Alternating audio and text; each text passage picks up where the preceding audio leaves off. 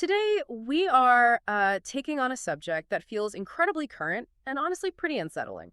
We're looking at a huge strategic shift in environmental activism. A move away from the mass marches and the petition drives that we've gotten so used to, and a move toward direct action, civil disobedience, and specifically acts of property sabotage. So our mission today is to really get into the calculus of it all. We want to understand the hidden logic, the motivation, and the very precise strategic thinking that's behind this radical turn. This isn't just chaos, there's a real methodology here. We've pulled together some fascinating sources, particularly looking at the French movement, Earth uprisings, and this broader global philosophy you could call the Green Apocalypse. We're Mhm. trying to figure out the rationale that turns a peaceful protester into someone who feels, morally compelled to take a pickaxe to a piece of infrastructure. And that phrase you used, the calculus, is absolutely key here. Because this isn't just a sudden, explosion of anger. What we're seeing is a critical and, in their view, a very rational transformation. It's both psychological and political. Activists are consciously throwing out the old optimistic frameworks, the idea that if we just have one more summit or sign one more petition, the government will finally listen. Instead, they're adopting a mindset that is, well, it's fatalistic, it's confrontational, and the actions themselves become almost ritualized. And this whole shift is rooted in this deep shared belief that the system has failed, and the urgency is just off the chart. And that's the hook, isn't it? We have to understand the logic behind these actions that, on the surface, seem so contradictory. I mean, we've read sources where activists will call an act of property destruction an act of joy. Mhm. And at the same time, they deliberately reject hope. They even have a word for it, hopium, as if optimism is some kind of dangerous drug. And then on the other side of that equation, you see how the state responds, immediately reaching for the most polarizing language you can imagine, labeling it all as eco-terrorism. Okay, let's start to unpack this. I think the best place to begin is in France, where this strategy really found its footing. Right. To really get Earth uprisings, which officially formed in January 2021, you have to look at what was happening in France right before. The movement's DNA, if you will, it comes from two very different, almost opposite movements that came right before it. And they left behind some really important lessons, both good and bad. Okay, so what were these two streams of influence? Well, on one hand, you had this massive wave of activism, the new climate movement, or NCM. Think Fridays for Future, the early days of Extinction Rebellion. These huge national mobilizations. They were defined by youth involvement, very visible tactics like sit-ins and blocking roads. But the demands were always aimed at the top, at national governments, at international bodies.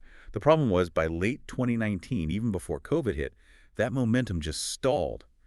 Activists felt like they were pouring all this energy into the system, and the political results were just not there. The system wasn't budging. And when that momentum stalls out, what happens to the people involved? You use this very specific term from post-structuralist theory, dislocation. What does that actually mean for an activist on the ground? It's a fantastic question. A dislocation is basically a crisis that breaks the symbolic order. The symbolic order of the NCM was built on a simple promise. If we show up in huge numbers, and if the science is clear enough, then the democratic state will act rationally. It will make the necessary changes. But when those huge numbers didn't lead to policy wins, and a key example is the Citizens Convention for Climate, where the government just watered down or rejected their proposals, that core contract was broken. So activists didn't just feel let down, they felt politically betrayed. That's the dislocation.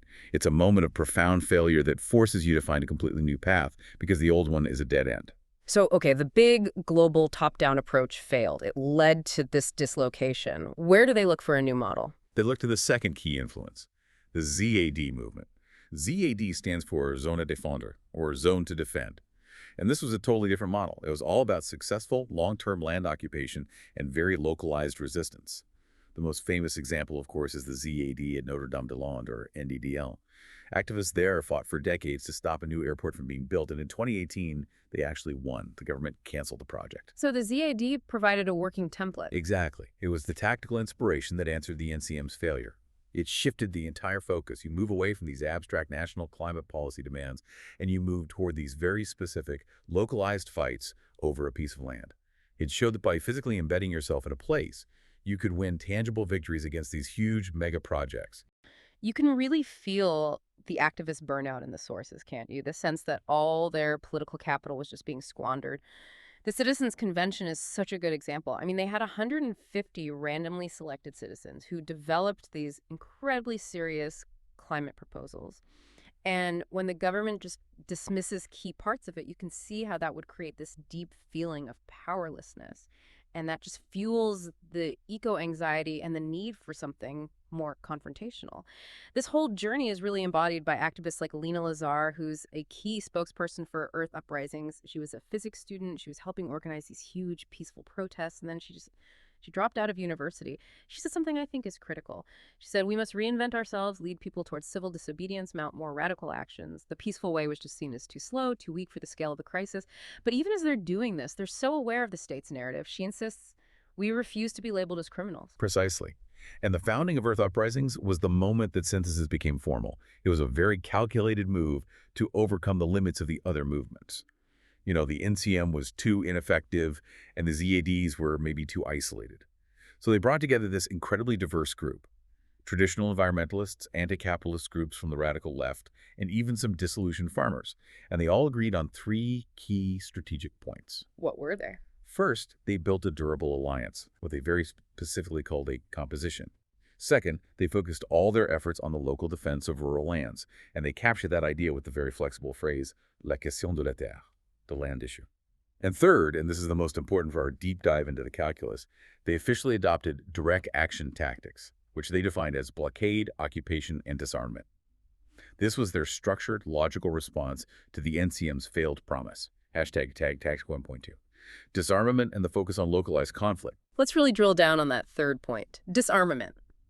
In the calculus of Earth uprisings, what does that word actually mean? And why pick a term that sounds almost military?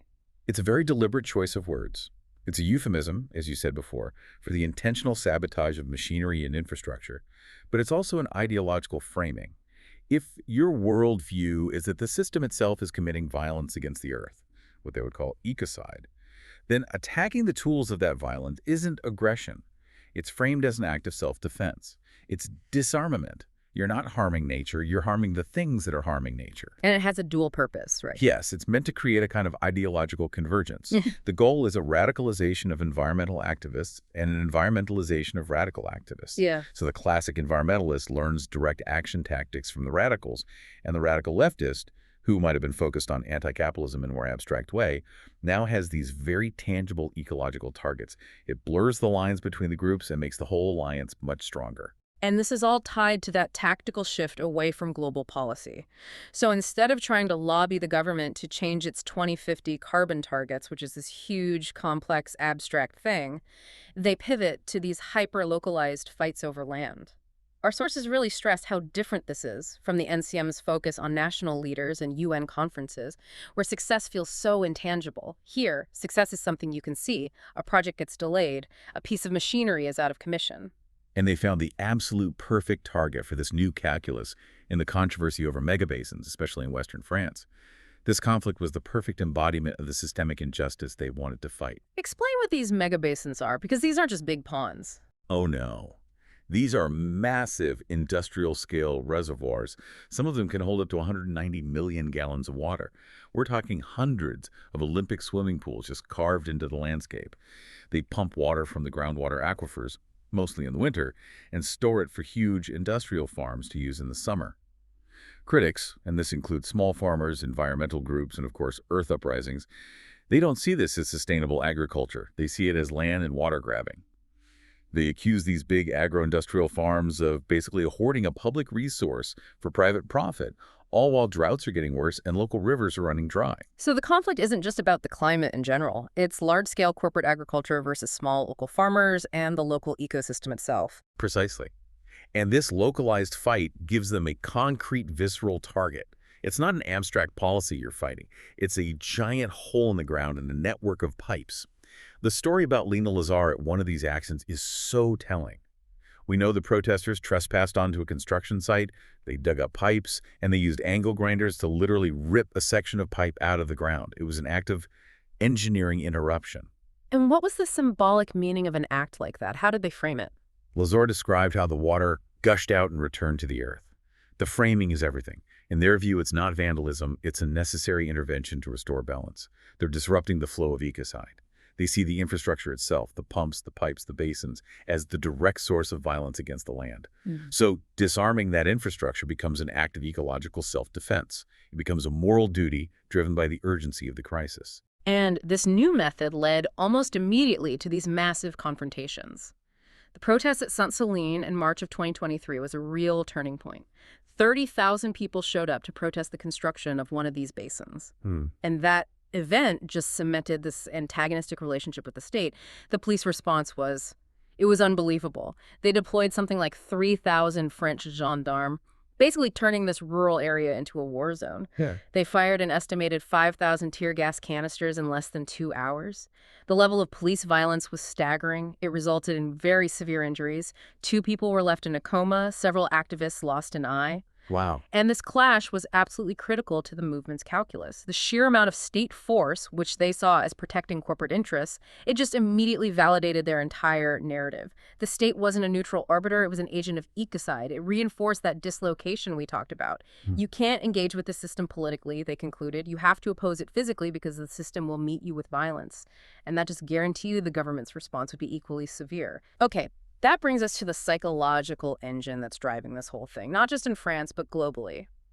If the political path is blocked, if the system meets you with violence, what does that do to an activist's worldview? It pushes them toward what our sources are calling the green apocalypse narrative. And this is really the psychological side of the calculus. We see it in groups like Extinction Rebellion, Just Stop Oil, and especially in this idea of collapsology. The narrative itself acts as a kind of mental simulation device for dealing with extreme anxiety. And what's the core belief? The core belief is profoundly fatalistic. It's not that climate catastrophe might happen in 2050 if we don't act. It's that catastrophic change is already happening, and that major disaster is now inevitable no matter what we do politically.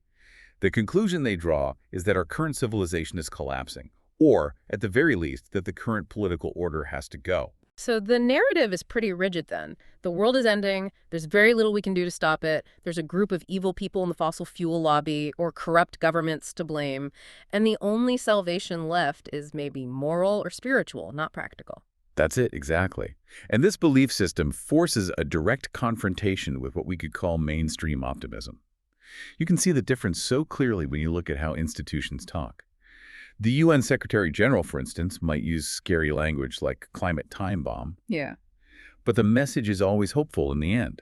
The IPCC report that comes with it is framed as a how-to guide to defuse the bomb. That optimism is necessary because the entire political system runs on the belief that a good faith effort can still work. But the activists we're talking about, they actively reject that entire premise. They almost pathologize it. They see hope as the main barrier to taking real action. They call it hopium, as we mentioned, like an addictive drug that keeps you expecting things will work out without needing truly radical change. This policing of optimism within their groups suggests that any belief in saving the current system or in incremental progress is just a form of delusion. It's a sign that you're still invested in that symbolic order that has already failed. So what's the emotional benefit of this fatalism? I mean, why is it better to accept the inevitable rather than keep fighting to avoid it? The goal is to achieve a kind of emotional detachment from those mainstream progress narratives. By accepting the certainty that the current civilization must go, the certainty of collapse, the activist paradoxically unloads this immense weight of anxiety and the agony of choice. If collapse is a given, you're suddenly freed from the burden of having to find the perfect policy solution or the most effective legislative path. And that allows for a moral shift. A profound one. When hope for the system dies, real action can begin. Because the struggle is no longer about winning or achieving a guaranteed success, it's about moral duty. The goal changes. It is still morally meaningful. It's a duty, even, to try to reduce suffering, to fight injustice, and to minimize the harm caused by the collapse, even if you know you can't prevent the collapse itself. This is what some have called hopeless hopefulness. It's the moral obligation to act, even when you're certain of failure. Hashtag 2.2. Sabotage's ritualized action and virtual agency. Okay, this is where the psychological calculus gets really interesting for me. If disaster is inevitable and saving the world isn't really the goal anymore, then why bother? Why go through the immense effort, the risk, the personal sacrifice of, say, smashing a fuel pump? The sources suggest the answer is that the action becomes a form of ritualization. Yes, And this is where we can apply the ordeal simulation hypothesis. It's a concept that's very relevant to how humans deal with existential threats. It suggests we mentally prepare for catastrophes, for ordeals, by simulating them. The green apocalypse narrative is a perfect virtual simulation of a world-ending calamity.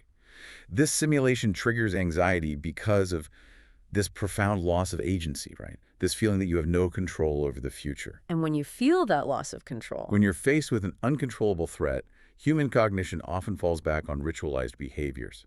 These behaviors are usually compulsive, they're rigid, and they feature what psychologists call goal demotion.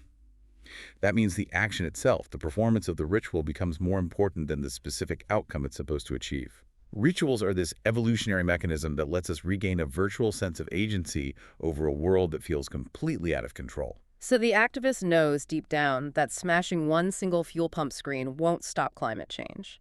But the act of smashing it, the ritual itself, serves a vital psychological function. Precisely. The action is performed in just the right way, with the correct moral intent, because that performance provides this immediate, tangible feeling of control and moral worth, even if the action has no causal link to changing the planet's trajectory. It's that feeling of doing something decisive, something definitive, that eases the cognitive burden and the intense anxiety of climate grief. We see this so clearly in the examples from Just Stop Oil. They smash the glass, protecting the Rokeby Venus, or they spray orange powder on Stonehenge. Why orange powder? Why priceless art? The choice of target and the method are inherently symbolic and ritualistic.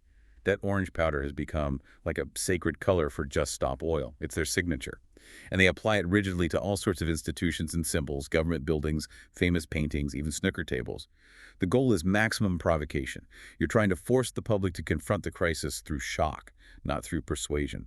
And by targeting famous art, they are performing a very high-cost sacrifice, the sacrifice of their own freedom, their social standing. And that's a key part of any high-stakes ritual. They're effectively saying, if the world is ending, then this priceless piece of our culture is completely meaningless. And what about the more complex, expensive rituals? I'm thinking of Greta Thunberg's voyage across the Atlantic on that high-tech sailboat back in 2019. Does that fit into this same fatalistic logic? Absolutely. That trip cost a huge amount of money, and the logistics were incredibly complex. I mean, that boat, the Militia II, it had to be sailed back by a whole other crew after she arrived. If the only goal was to reduce emissions, flying on a commercial plane would have had a negligible difference in the grand scheme of things. So the voyage wasn't a purely instrumental act. It wasn't going to significantly lower global emissions. It was what you could call a virtuosic ritual. It was about making a personally costly, highly visible sacrifice. It was an example of doing something in just the right way to affirm your commitment to the ideal, even in the face of what you believe is inevitable collapse. It's a kind of performative moral purity. Yes, the activist is performing a moral duty, which, when you believe collapse is coming, is really the only meaningful, non-delusional action left. One of the sources quotes an Extinction Rebellion activist who captured this feeling perfectly. She said, taking action is like a geyser or emotional release, a chance to do something. Yeah. It's catharsis through commitment. The ritualized act is how you manage the psychological pain of fatalism. Okay, so if the last section was the psychological why, this section has to be the strategic how. How do you justify moving from something symbolic, like vandalizing art, to physically damaging functional infrastructure? This brings us to the political and strategic part of the calculus, the radical flank theory. Right. This theory, which has been championed by writers like Andreas Malm, provides a strategic justification for property sabotage that goes beyond just personal ritual. The argument is that radical property-harming action actually pressures policymakers to work more closely with the moderate activists. Can you give us an example of that? The classic one that's always cited is the U.S. civil rights movement. The argument goes that the existence of a more confrontational, system-rejecting threat, represented by figures like Malcolm X, suddenly made Martin Luther King Jr.'s nonviolent integrationist approach look like the reasonable, sensible option to the white power structure. The radical flank gives the moderates leverage. So in the climate fight, what does that radical flank strategy actually look like on the ground? The goal is to throw sand in the gears Mm. of what they see as the ecocidal system. By directly targeting infrastructure, the pipelines in Canada, the megabasins in France, the cement plants, they want to make these business operations financially unviable. Think about it. If the cost of building a new reservoir suddenly doubles because the company now has to hire 247 security and install motion detectors, the political and financial will to keep building it starts to erode. But this isn't just mindless destruction. Our sources are very clear that this flank is highly disciplined. There are very strict moral and strategic rules. Oh, absolutely. The calculus demands precision. And for groups like Earth Uprisings and Just Stop Oil, these red lines are non-negotiable. Sabotage must only target property and infrastructure. It must never target people. And just as importantly, it must never cause permanent, irreversible environmental damage, like an oil spill. Right, there's that anecdote about Patrick Hart from Just Stop Oil. Yes, a perfect example. When he went to target a gas station, he specifically chose to smash the digital screens on the fuel pumps with a hammer and chisel. And he said later that he chose the screens because they were the only part of the pump he was confident he could destroy without any risk of causing a spill or injuring anyone.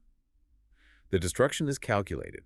It's meant to be temporary and aimed solely at the economic instrument of the fossil fuel industry. And another part of the tactic is being completely transparent about it. They aren't trying to be secret saboteurs. Not at all. They want to show their faces, they want to be identified, they want to get arrested, and explain very clearly that their actions are a rational response to the crisis, driven by the logic of the green apocalypse.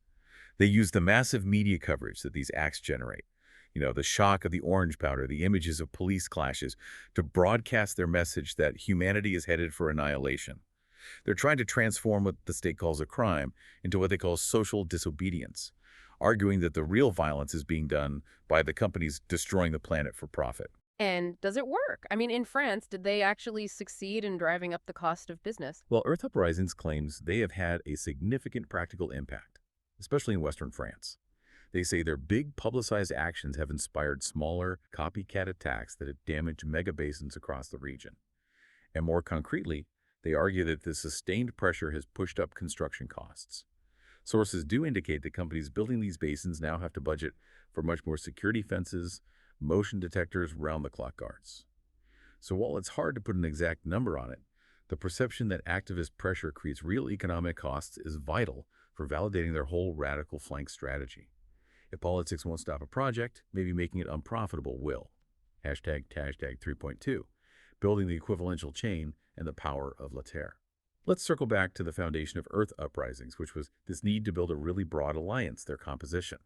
If we use the lens of post-structuralist discourse theory, we can see how they tried to connect all these diverse and sometimes conflicting demands from radical leftists, from farmers, from local groups into one single coherent movement. And they do that by building what the theory calls an equivalential chain. Okay, so to make that chain hold together, you need a central concept, right? A kind of empty signifier that everyone can rally around. What did they pick? They picked the term La Terre, the land. And it is an incredibly effective choice, precisely because it's empty enough for all these different groups to pour their own meanings into it. How so? Well, the genius of La Terre is its flexibility in the French language. It can mean the specific, farmable agricultural land, which is critical for the small farmers who feel threatened.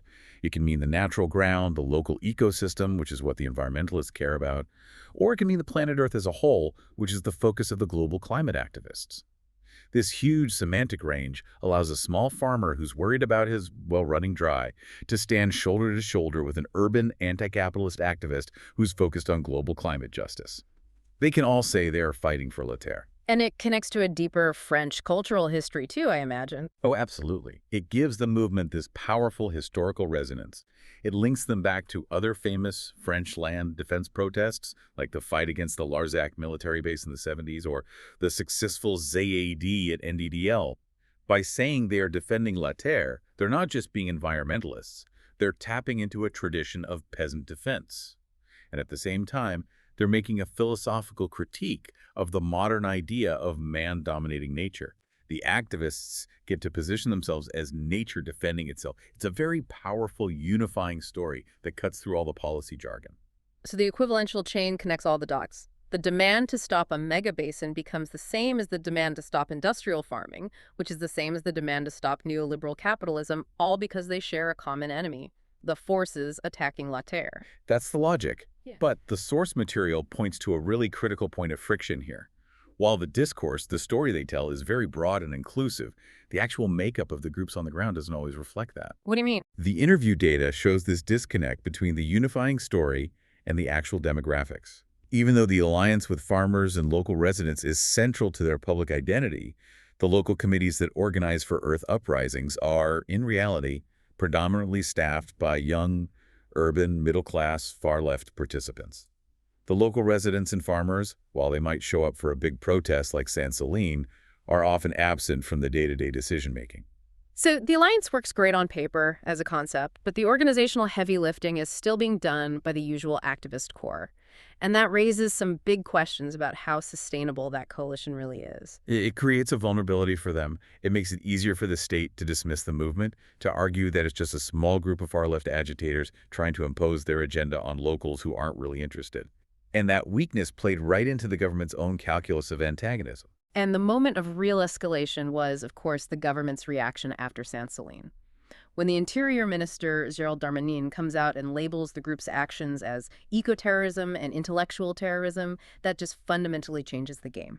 That rhetoric was the state's calculated response to their radical flank. It was a major tactical shift. Before, when the state was dealing with the NCM, Fridays for Future or Early Extinction Rebellion, they mostly treated them as legitimate, if sometimes annoying, political actors. They would criticize their methods, but the door to dialogue was still open. But calling them eco-terrorists slams that door shut. It bolts it and barricades it. By labeling Earth uprisings as eco-terrorism, the government is framing them exclusively as a security threat. They're trying to remove them from the realm of legitimate political debate entirely. That is the antagonistic calculus. The state is trying to define the movement out of political existence. Which lines up perfectly with that post-structuralist discourse theory idea of antagonism, right? It does. Antagonism is created when the enemy, in this case Earth uprisings, is seen as fundamentally threatening the very existence of the social order, the we of the French Republic. By using the word terrorism, the government is saying, you are not just protesters with a different policy idea, you are an existential threat to our institutions and our way of life. And they followed the rhetoric with action. They did. The government issued a dissolution order to ban Earth uprisings, citing violence and public disorder. And crucially, they used the anti-separatism law to do it, a law that was designed to combat religious extremism. Using this piece of major national security legislation against climate activists was an extreme escalation. It served two purposes. It retroactively justified the police violence at San Celine, and it reinforced the activists' own narrative that they were fighting an increasingly authoritarian state. So the state's actions ended up proving the activists' core belief that the system isn't just failing, it's actively repressive and violent towards anyone trying to protect the environment. And of course, the movement's counter-narrative sharpened in response. Earth uprising started to focus more and more on portraying the government itself as the main enemy. The argument shifted from the government is enabling ecocidal industries to the much stronger claim that the government protects ecocidal industries. Now they're in a direct fight with the state, not just with climate policy. I can only imagine how that label feels from the inside. Well, one activist in the sources put it very clearly. He said being labeled eco-terrorists places them outside of the state, targeted as enemies of the state. A terrorist is someone to be imprisoned and pursued. So the state's action confirms for them that the path of dialogue is completely closed, which only reinforces the perceived need for their radical extra-legal calculus. Hashtag 4.2, the paradoxical effect of repression. But what's really fascinating here is that this calculus of antagonism from the state, which was designed to crush the movement, ended up having this very ambivalent, almost paradoxical effect. The repression actually strengthened the movement in some unexpected ways. How does being declared an enemy of the state make you stronger? Well, first, the threat of being dissolved. Even though a court later overturned it in November 2023, it inadvertently gave the movement a massive boost in visibility. It actually broadened their equivalential chain. Suddenly you had people who weren't necessarily environmentalists, but who were motivated by anti-authoritarianism, rallying to their side. You had scholars, celebrities, opposition political parties all joining in under this banner of solidarity. Me too, I am Earth uprisings. The state's overreach was seen as an attack on free speech, and it created a huge backlash of support. And it forced them to change strategically. It did. Faced with being banned, Earth uprisings decentralized its whole structure. Instead of having one central body that the government could shut down, they just encouraged dozens of smaller local groups to pop up and operate autonomously under the same name and philosophy. They adopted that powerful slogan, "A revolt cannot be dissolved." And this move made them organizationally much more resilient and a much harder target for the state to hit. That sounds like a huge win for the activists. It almost confirms the radical flank theory. Even the government's opposition can be turned into a source of power. But what was the downside? The negative effect was still significant, especially when it came to public support. The government's campaign to paint them as a national security threat did instill real fear and created a climate of suspicion. Interviewees said this made it much harder to bring in those moderate local residents and farmers, the very people they needed to close that composition gap we talked about.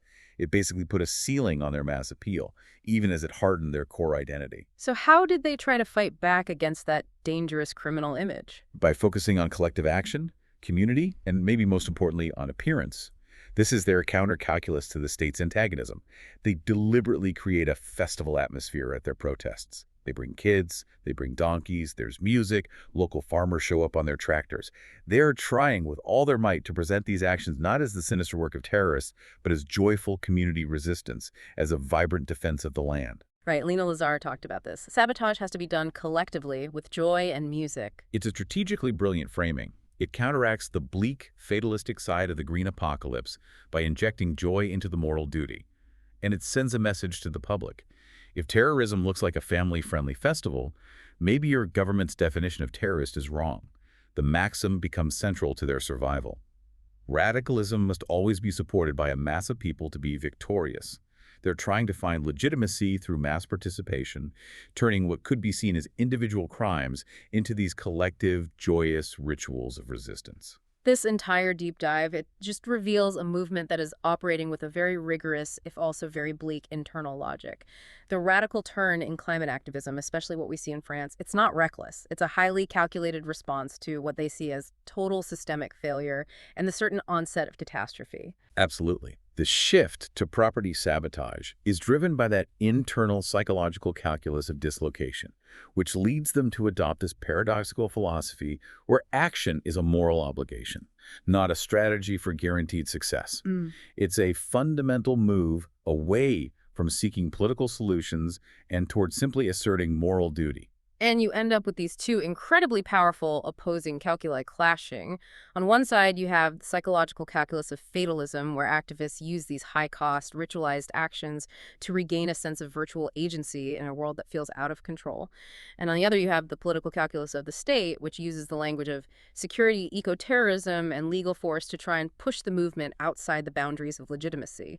So the final thought here seems to be that these groups aren't just trying to win the game anymore. They're trying to redefine what meaningful moral action even looks like when you've strategically and psychologically abandoned all hope of changing the system from within. It's an assertion that even when things seem hopeless, action is still a moral necessity and an emotional imperative. Which leaves us with a really provocative and I think a very personal question for you, the listener, to think about. If these pessimistic, anxiety-inducing stories really do function as necessary simulation devices, if they help people psychologically prepare for what many now believe is inevitable adversity, then how should we view the ritualization of climate sabotage? Should we see it as a psychologically healthy coping mechanism for dealing with societal failure and profound climate anxiety? Or should we see it as a dangerous political escalation that ultimately validates and strengthens the state's security apparatus?